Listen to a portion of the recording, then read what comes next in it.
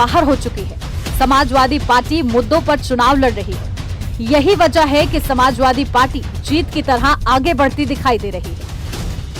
5 चरणों के चुनाव हो गए और जैसे जैसे चुनाव खत्म होने के कगार पे आ रहे हैं, समूची भारतीय जनता पार्टी की सरकार और भारतीय जनता पार्टी के नेता उत्तर प्रदेश में अलूल जलूल बातें करना शुरू कर चुके हैं।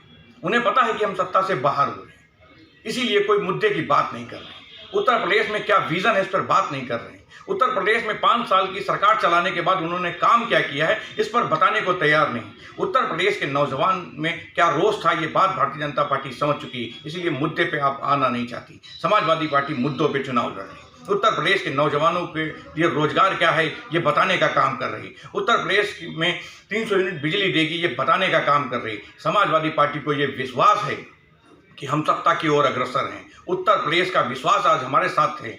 समाजवादी पार्टी को यह भरोसा है कि नौजवानों का भरोसा आज हमारे साथ है, इसीलिए हम विजन की बात कर रहे हैं, विश्वास की बात कर रहे हैं। उत्तर प्रदेश की किस तरह विकसित होगा उस पर बात कर रहे हैं। लेकिन समूची भारतीय जनता पार्टी इस तरह हताश हो गई है कि मुद्दे से हटकर तमाम अलूल जलूल बातें कर रही है। देखिए, कांग्रेस पार्टी ने जिस तरह से पूरे 5 साल, सिर्फ इलेक्शन की बात नहीं कर रही हूँ मैं, पूरे 5 साल जिस तरह से कांग्रेस पार्टी ने और प्रियंका गांधी जी ने जनता के मुद्दों को उठाया है, उससे जनता पूरी तरह से प्रभावित है और पूरी तरह से एक आशा भरी नज़रों से देख रही है कि किस तरह से प्रियंका गांधी जी ने उनकी आवाज़ उठाई नहीं, सिर्फ संघर्ष भी किया है। कई दिन उन्होंने देखिए, चाहे वो लखीमपुर हो, चाहे वो उन्नाव हो, चाहे उम्बा हो, हर जगह वो संघर्ष करती नजर आई हैं। चाहे वो जो है युवा हों, हमारे जो बेरोजगार हैं, चाहे वो महिलाएं हैं, हर तरह से उन्होंने जो है मुद्दों को उठाया है, मुद्दों की राजनीति की है और उसका जनता में जो प्रभाव है वो आपको देखने को ज़रूर मिलेगा। 5 चरणों में क्या लगता है, 5 चरणों में कांग्रेस कहाँ पर है? बेहतर प्रदर्शन के साथ दिख रही है कांग्रेस। आज जहां भी मैं निकलती हूं कांग्रेस की तारीफ हो रही है। जिस तरह से प्रियंका गांधी जी संघर्ष करती दिख रही हैं, उसका असर इन 5 चरण नहीं बल्कि पूरे इलेक्शन पे पड़ने वाला है। और आज का जो मुद्दा है वो है आवारा पशुओं का मुद्दा, जो पूरे 5 साल प्रधानमंत्री जी को नहीं याद रहा, परंतु अब जब चुनाव सर पर खड़े हैं तब उन्हें याद आया कि हाँ, ये भी मुद्दा है।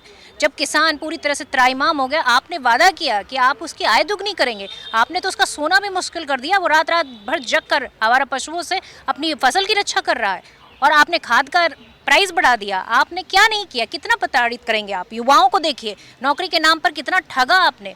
11 से ज़्यादा परीक्षाएं हैं जो पूरी तरह से खारिज हो गई और हमारा युवा परेशान है, उसको वो आपको दिख नहीं रहा। आप युवाओं को क्या सजेशन दे रहे हैं कि आप दूसरी भाषा में गाने गाइए, कभी आप पकौड़ा जो है बेचने का रोजगार बताते हैं। ये है आपकी राजनीति, ये है आपकी दूरदृष्टिता और ये है आपका विजन। इससे चलाएंगे आप देश को और उत्तर प्रदेश को। पूर्वांचल केवल योगी और मोदी के लिए टेस्ट ग्राउंड नहीं है। यहाँ समाजवादी पार्टी के अध्यक्ष अखिलेश यादव के प्रभाव का भी लिटमस टेस्ट होना है। आजमगढ़ से सांसद अखिलेश यादव के क्षेत्र में आखिरी चरण में वोटिंग होगी। सीएम योगी और पीएम मोदी के चुनाव की घोषणा होने से पहले आजमगढ़ पर नजर रही है। वहां कार्यक्रमों का आयोजन हो चुका है। सीएम योगी तो अखिलेश के कोरोना काल में आजमगढ़ से गायब रहने का मुद्दा कई बार उठा चुके हैं। बीजेपी बूथ स्तर पर इस जिले में काम करती नजर आ रही है। ऐसे में अखिलेश यादव को इस सीट पर अपनी अहमियत का एहसास कराना है। इसको लेकर वो लगातार पूर्वांचल में दौरे कर रहे हैं। गोरखपुर में पहुंचकर सीधे सीएम योगी पर पलटवार करते नजर भी आ रहे हैं। ऐसे में देखना दिलचस्प होगा कि वो योगी और मोदी की उम्मीदों को झटका देने में कितना कामयाब हो पाते हैं। देवरिया में तो मुख्यमंत्री योगी आदित्यनाथ ने 6ठे और 7वें चरण में छक्के से जीत का दावा किया और बहुमत से बाहुबली बनने का विश्वास जताया। अब तो भाइयों बहनों 5 चरणों के चुनाव संपन्न हो चुके हैं। 5 चरणों के चुनाव में ये साबित हो चुका है कि भारतीय जनता पार्टी पूर्ण बहुमत से काफी आगे जा चुकी है। अब तो 6ठे और 7वें चरण में केवल